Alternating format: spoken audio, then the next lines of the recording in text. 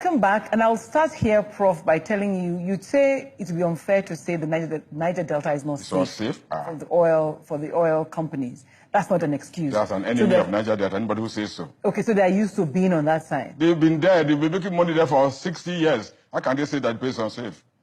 Okay. How did they make the money from? I've told you that money built Lagos, it built Abuja, it built Bauchi, it built Jos, it built Kaduna, it built Sokoto. Is that bad? Oh. It is unjust, she may say it's not bad, that you divert, you channel the wealth of one section underdevelop that place, impoverish that place, and transfer through your illegal or your unjust laws, and transfer that wealth systematically. Okay. So that every month, 36 states in Nigeria, only 10 of those states contribute to the Nigerian Treasury, only 10. Lagos is one of them. The other 26 are economic pariahs. They are even parasites. They don't contribute. But once a month, they all gather in Abuja and share money. That is a worse robbery than what the agitation you're talking about. But then it's a federation. A federation is not a club for robbery. A federation means the constituent parts of that federation have autonomy over their resources. Then they agree, like an old students association, to make a percentage contribution to run a central government. That's what a federation means. The one we're running now is a unitary government, it's an empire, it's a source of provocation, and we are determined to end that exploitation. So you must be one of those who support some kind of restructuring for the country. Restructuring, I'm a major advocate of it. There's no escaping it. Restructuring means return Nigeria to 1960. We have not even moved beyond 1960. It will surprise you. 1960 said, regions, keep your wealth, but bring this amount to run government. 1963, the same thing. It is the soldiers who demolished that system. And since they demolished it, Nigeria has not enjoyed peace. But if that's going to happen, how is it going to happen when even the politicians haven't been able to sit down? It's a simple thing. We had a national conference in 2014. I was a delegate. And we worked out all the approaches in a pacific, peaceful way. You don't even need any... So what's holding it back? Those who are going to lose.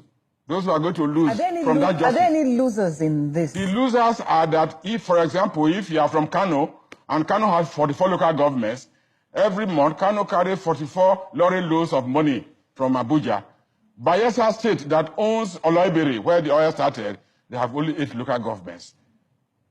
That is so obvious that unless you restructure, there will be no end to agitation. No, but one remembers that even before, there were other forms of economic activity. You know, there was palm oil, there was groundnuts, there was all of those things. They have abandoned groundnuts, they have abandoned agriculture. Because even if you don't work, at the end of the month, money comes to you. You pay your workers. You can go to Hajj. That is going to end. That is the work that the Pandef is doing now. And this has nothing to do with ethnicity, or because forget about ethnicity. For example, are you saying people hate to hear the fact that okay, the Hausas are lazy people, Igbos are thieves? It's not even Hausa. It's a ruling cabal. Forget about Hausa. They're everywhere. I don't know Hausa people in the motion here. It's not Hausa.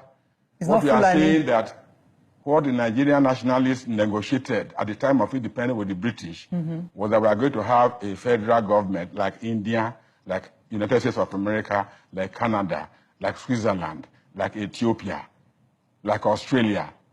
In those countries I've mentioned, there are 28 of them in the world, and they control 40% of the world population. Federation means each region or state or province, whatever name you go to it, has 100% control. So if your area is waterlogged, like Delta State is 48% underwater, it's not only oil and gas we have. That water is an asset. It's a resource. We'll convert it to wealth. We can use it to generate electricity. The corridor of the ocean, 200 kilometers of the ocean below the Delta State, we can locate 20 shipping yards there. Any ship coming from Europe going to Asia, we bet there. We will make money from there. Oil and gas are perishable. They are even polluters.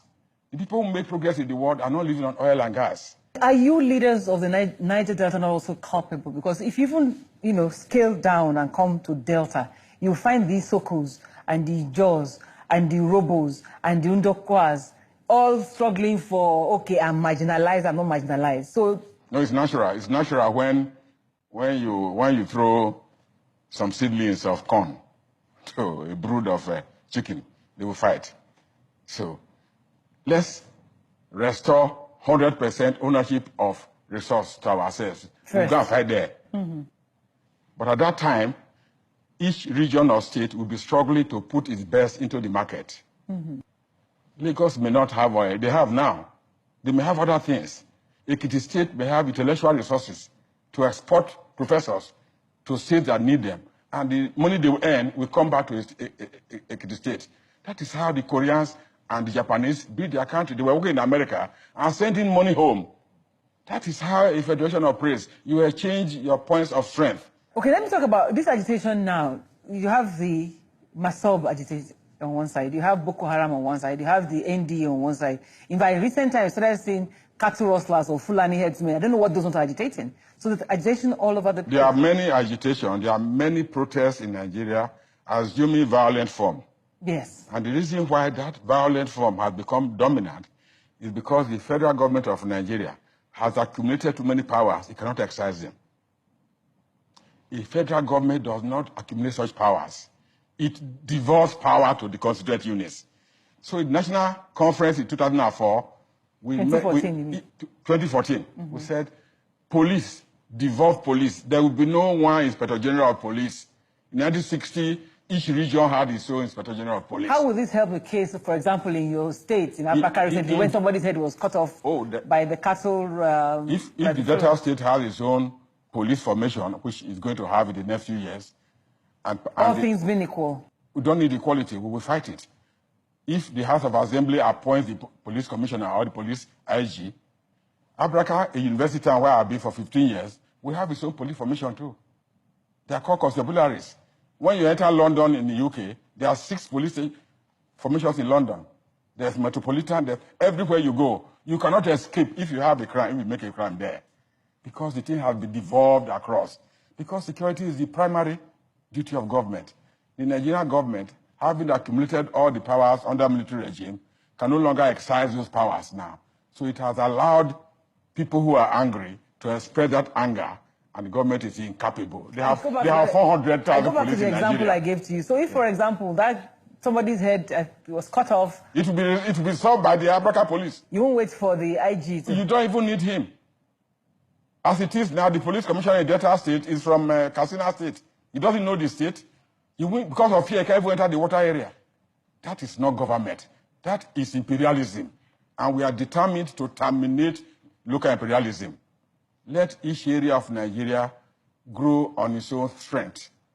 Let it develop according to the pace that it can fund. Let no area of Nigeria live like an amoeba on another part of the country and become so lazy and confident that they have some slaves in Niger Delta whose money they can. We are determined to end that colonialism. It has started. Pandef is leading it now. Pandef is having conversations. I mean, I think the vice president was in Delta and met, with Pandef as well. All the negotiations. That's a good response to our agitation. When the agitations got to the federal government on November 1, the president asked the vice president, go and see these people. What is happening? And he came. He has done very well. What Nigeria government could not do in 60 years, Professor Oshibajo did it in 16 days. What was the difference? He taught 6 oil-producing states, and he spoke with candor as a professor of jurisprudence and justice, not just as a government official. He saw the anarchy on the ground. He saw the other development, and he said, how could this be happening in the country where... So we're on the right path with him. Let me remind you, though, that, for example, the people say leadership is also culpable. Ibori, for example, ex-governor, former governor of Delta State. Yes, people say he's a crook, he's a thief, and you guys are hailing him. Yeah, if the population that he ruled over are saluting him, he could have bribed 5 million people. The people who are calling him those negative epithets are the people whose achievement challenged their authority. If we go into that matter, we won't live here. Those are the forces of hegemonic control in Nigeria, which make sure that if somebody of substance is emerging in that colonized part of Nigeria, they go for you. They went for Adakaboro, they went for Kesara Wiwa, they went for Alamesia, is dead now. They went for Ebori, they went for Lucky Benedion. Anybody who is standing up there is a Prof, threat. That'll be for another day, because the question is that the fact you're helping your people doesn't mean you will steal their money. I don't buy that. I don't know about how much money. I served there going for 4 years. I was a professor there. I never took a contract. I carried all the files of the contractors as chief of staff. I never took one. So when you talk about corruption, these are stories that you can manufacture in EFCs. I don't want to go into that. If you want to wind up now, you're saying justice and equity can only come from a true federation. Yeah, there must be a restructured. Luckily for us now, that clarion call now has a geographical spread. We in the Niger Delta are in the forefront of it because we know it will restore us to what was there in 1960. The Southwest states, the 6 states in the Southwest, using Afenifere are also involved. We meet regularly. Southeast, the most devastated part of Nigeria, they are in support of it. Those 3 zones are on one side. We met in Abuja last week, the Middle Belt. That's the first theater of slavery for the Northern oligarchy. They are also involved. In a few years, restructuring becomes inevitable because without it, there's no even moving forward. It is the lack of it that is making the government to face so many problems it cannot solve.